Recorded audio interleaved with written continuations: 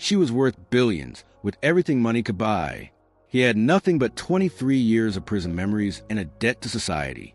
When she took him home as family, the world couldn't understand.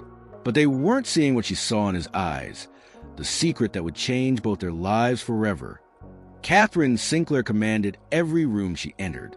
At 47, she was a formidable CEO of Sinclair Innovations, a tech empire she had built from scratch after dropping out of college with nothing but a revolutionary algorithm and unshakable determination. Her sleek silver bob and signature black attire were recognized in boardrooms across the globe, and her ruthless business acumen had earned her the nickname the Empress among competitors. Forbes had her valued at $4.2 billion, but the number meant little to her these days. What couldn't be quantified was the emptiness of her modernist mansion overlooking the Pacific, the silence that greeted her after 18-hour workdays, or the growing certainty that her legacy would be measured in patents and profit margins rather than anything truly meaningful. Raymond Washington bore little resemblance to the young man who had entered the state penitentiary 23 years ago. At 50, his once imposing frame had thinned. Deep lines etched his dark skin, and premature gray peppered his close-crop hair. His eyes, however, remained the same, intensely observant, carrying a depth of knowledge no one had bothered to explore. Convicted of armed robbery at 27, Raymond had spent nearly half his life behind bars, watching the world evolve through occasional television privileges and outdated magazines in the prison library. While other inmates passed time with weightlifting or prison politics, Raymond had quietly educated himself, devouring every book he could find, learning computer programming from outdated manuals, and becoming the unofficial legal advisor to fellow inmates fighting their cases. With 3 months left on his sentence, he had exactly $142 in his commissary account, no living relatives, and a future that promised little more than minimum wage jobs from a few employers willing to hire ex-cons. They existed in entirely different universes, until the day Catherine's corporate responsibility team suggested a prison education program for positive press. This quarter's publicity figures are concerning. Catherine's PR director explained during their executive meeting, "The tech blogs are calling us soulless, and the anti-capitalist sentiment on social media is affecting our millennial market share." Catherine barely looked up from her tablet. Suggest a solution? Corporate social responsibility initiative. Something personal, something that humanizes you and the company. The PR team presented a carefully crafted plan. Catherine would participate in a prison education program, giving lectures on entrepreneurship to inmates nearing release. The optics would be perfect. The billionaire CEO sharing wisdom with society's outcasts. Fine, Catherine agreed dismissively. 3 sessions, no more than 2 hours each. Make it happen. The board members exchanged glances, and her soul cleared his throat nervously. There's one more thing, he ventured. The program director mentioned their most successful initiative is their mentorship program. Executives adopt an inmate for 1 year after release, helping them reintegrate into society. Catherine's eyes narrowed. Absolutely not. I don't have time to babysit criminals. Her oldest friend and company co-founder, James, spoke up from the end of the table. His voice carried the weight of their 30-year friendship. I bet you couldn't do it anyway, Kat. Not everyone can be fixed with an algorithm. Some people's problems require actual humanity. The room fell silent. Catherine's legendary competitive streak was well known, as was her complicated relationship with James, who had recently announced his retirement to focus on things that actually matter. Is that a challenge? She asked coldly. James held her gaze. Consider a wager on your capability. 1 year, 1 ex-convict, full support through your personal resources, not just company donations. He paused. Unless you don't think you can succeed where the system has failed. Catherine's fingers tapped rhythmically on the polished table. Terms. If you give up before the year ends, you take that sabbatical the board's been pushing for. 6 months, no work contact. If you succeed in keeping your mentee employed, housed, and out of trouble for a full year, I'll donate my entire Sinclair Innovation stake to your foundation. The stakes were enormous. James still owned 12% of the company, worth over $800 million. More importantly, Catherine hadn't taken more than 3 consecutive days off in 16 years. Deal, she said, extending her hand. But I select the mentee. What Catherine couldn't have known was how that simple condition would change everything. Catherine approached the prison mentorship program with the same methodical efficiency she applied to corporate acquisitions. She reviewed candidate files like investment portfolios, calculating risk factors and potential returns. When she came across Raymond Washington's file, several data points captured her attention: his perfect disciplinary record, his self-education, and most importantly, his minimal family connections. A man with no attachments meant fewer complications. During her first lecture at the prison, Catherine scanned the classroom until she spotted Raymond in the back row. While other inmates asked questions about business opportunities for ex-cons or tried to impress her with entrepreneurial ideas, Raymond remained silent, watching her with unsettling intensity. After class, she requested a private meeting with him. Mr. Washington, she began formally when he was escorted into the administrative office. I've reviewed your file. You're eligible for the mentorship program upon your release in 3 months. I'd like to offer my support. Raymond studied her without reply, his expression unreadable. This would include housing assistance, job placement, and professional guidance, she continued, uncomfortable with the silence. Are you interested? Why me? He finally asked, his voice deeper than she expected. Catherine had prepared for this question. Your educational initiative shows promise. I invest in potential. A slight smile crossed Raymond's face. That's a well-crafted answer, Miss Sinclair, but not an honest one. His directness caught her off guard. No one spoke to her this way. I select based on data and instinct, she recovered. Both suggest you'd be a productive use of my resources. Resources, he repeated, not time or effort.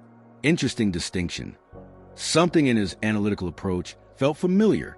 For the first time in years, Catherine found herself genuinely intrigued by another person.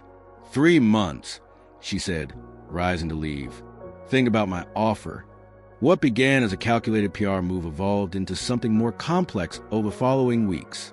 Catherine scheduled her visits to coincide with Raymond's computer lab time, bringing increasingly advanced programming materials. She found herself looking forward to their discussions, impressed by how quickly he grasped concepts despite his outdated knowledge. For his part, Raymond maintained a careful distance, accepting her materials but offering little personal information. He sensed the wager behind her interest. He hadn't survived prison by being naive, but the opportunity she presented was too valuable to dismiss based on her motivations. By his release date, Catherine had arranged everything. A fully furnished apartment in a converted law building she owned, a position in Sinclair Innovations' data security division, and a carefully structured schedule of check-ins and milestone evaluations. When Raymond walked to the prison gates, Catherine waited beside her driver, maintaining a professional demeanor for the press photographers she'd arranged to be present. Ready to begin your new life? She asked as cameras flashed around them. Raymond glanced at the photographers, then back at her. I'm ready to begin something, he answered carefully. Whether it's mine or yours remains to be seen. 3 months into their arrangement, Catherine's experiment appeared to be proceeding perfectly. Raymond had excelled in his entry-level security position. His apartment was immaculate during her inspection visits, and the press coverage had significantly improved Sinclair Innovations' public image. Catherine had already started drafting her victory statement to James. Then, on a rainy Tuesday evening, everything changed. Catherine arrived unannounced at Raymond's apartment after a particularly challenging board meeting, intending to review his progress report. She found his door slightly ajar. Raymond? She called, pushing it open cautiously. The apartment was dark, except for the blue glow of computer screens. At first glance, the living room appeared empty, but as her eyes adjusted, she saw him seated on the floor, surrounded by papers, photographs, and digital displays. What is all this? She asked, moving closer. When Raymond looked up, his expression stopped her cold. Gone was the careful composure he always maintained. In its place was something raw and vulnerable. You should leave, he said hoarsely. But Catherine was already close enough to see the photographs. Old newspaper clippings, school pictures, and family portraits. In each one, a young girl with unmistakable features appeared. A girl who looked remarkably like Catherine herself. How did you get these? She demanded, reaching for a photograph. Raymond made no move to stop her. "I've been looking for you for 23 years, he said quietly. Catherine stared at the picture in her hand. Herself at 12 years old, standing beside a woman she barely remembered. "What are you talking about?" "Your birth name was Emily Carter," Raymond said. "Your mother was Lorraine Carter. She was my sister." Catherine's legs gave way, and she sank onto the sofa. "That's impossible. My parents adopted me as an infant. There was a fire, no surviving family." "There was a fire," Raymond confirmed. "But the story you were told wasn't complete." He handed her a yellowed newspaper clipping. "Your adoption was closed, record sealed by the court. I was 22 when Lorraine died, already in trouble with the law. No judge would have given me custody of a 12-year-old. Catherine scanned the article with growing horror. The accidental fire that had reportedly killed her birth family had been investigated as possible arson.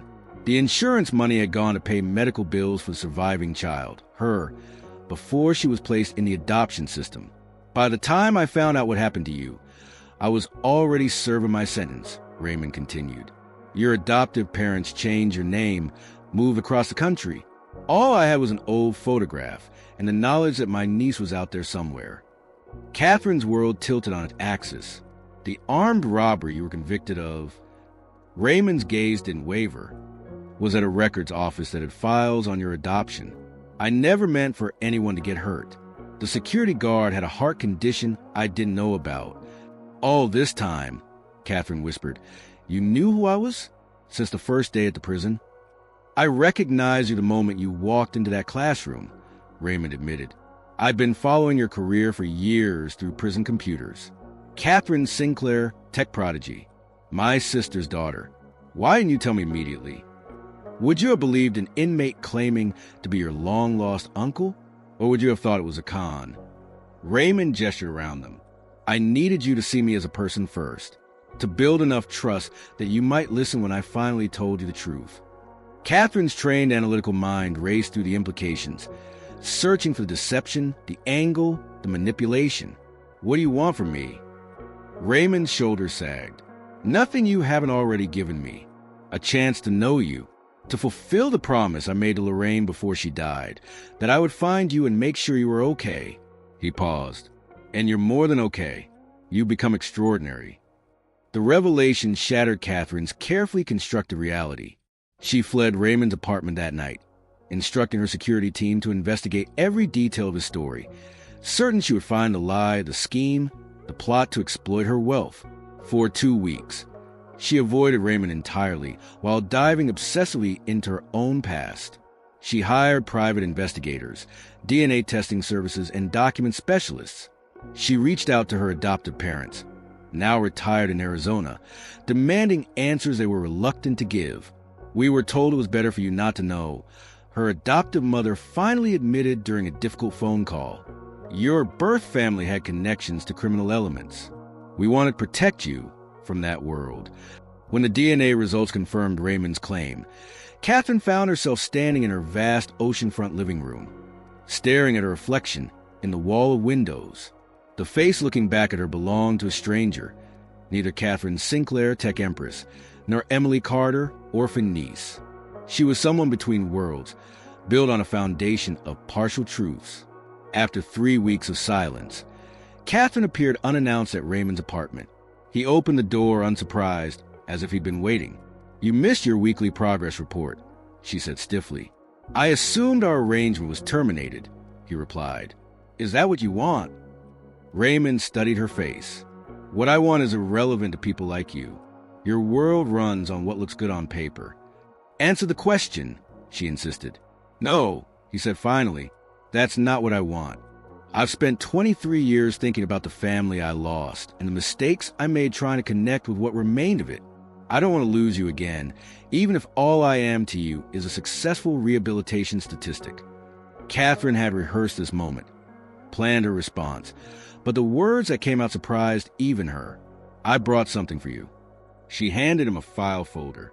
Inside was his employee assessment, along with transfer papers to Sinclair Innovations' Executive Security Division, a significant promotion with 6 times his current salary. Raymond's expression hardened. "I don't want charity. It's not charity, Catherine replied. Your security background check identified vulnerabilities in our system that our top people missed. Your prison education program achievement tests put you in the 99th percentile. By every metric I use to evaluate talent, you're underutilized in your current position. Why are you really doing this? Raymond asked. Catherine's carefully maintained composure cracked. Because I don't know how to do this. I don't know how to have family. I understand corporate hierarchies and power dynamics. I understand investments and returns. This, she gestured between them, I don't have protocols for this. For the first time since she'd known him, Raymond smiled genuinely. Neither do I. 23 years in prison doesn't exactly prepare you for family reunions. Their shared laughter, hesitant at first, broke something open between them. Maybe, Catherine suggested tentatively, we could figure out together.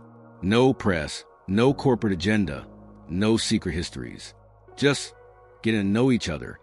1 year later, Catherine stood at the podium during Sinclair Innovations' annual shareholder meeting. The company's stock had risen 37% since the previous year, and employee retention was at an all-time high. Today marks several milestones, she began. Our mentorship program has expanded to 12 correctional facilities nationwide, with an 84% success rate in post-release employment. Additionally, our new security intelligence division, headed by Raymond Washington, has secured government contracts worth $1.2 billion. From his seat in the front row, Raymond nodded slightly, his position as Catherine's right hand now accepted throughout the company hierarchy. But the most significant announcement, Catherine continued, concerns leadership. Effective immediately, I'll be stepping down as CEO to chair the Sinclair Washington Foundation, our new philanthropic arm focused on restorative justice and family reunification for incarcerated individuals. Gasps rippled through the audience. James, seated near the stage, looked stunned. Sometimes, Catherine said, looking directly at her old friend, you make a bet thinking you know exactly what's at stake, only to discover the true value of what you might gain or lose is beyond calculation. Later, after the press had dispersed and the questions had been answered, James approached Catherine and Raymond as they prepared to leave. You're giving up the company? James asked incredulously. You won our bet. I was prepared to sign over my shares to your foundation. Why step down now at the peak of your power? Catherine exchanged a glance with Raymond before answering. I've discovered there are different kinds of power, different measures of success. She's keeping her board seat, Raymond added with a knowing smile. And we both know Catherine never truly gives up control of anything she values. Besides, Catherine continued, our foundation needs proper management. We've identified over 200 cases of family separations through incarceration that might be reunited with the right resources and advocacy. James looked between them, understanding dawning. The mentorship program was never just about publicity for you, was it? Not after you met him.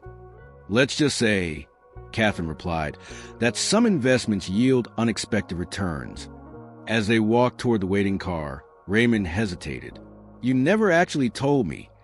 Did you know who I was when you selected me for the program? Catherine smiled enigmatically. I select based on data and instinct. Both suggested you be a productive use of my resources. This time, they both recognized the deeper truth behind her corporate answer. Family isn't always what we're born into or what we choose. Sometimes it's what finds us when we're busy making other plans. And sometimes, the prison isn't made of concrete and steel, but the walls we build around our own hearts. Freedom comes in recognizing that the most valuable connections can't be calculated on any balance sheet.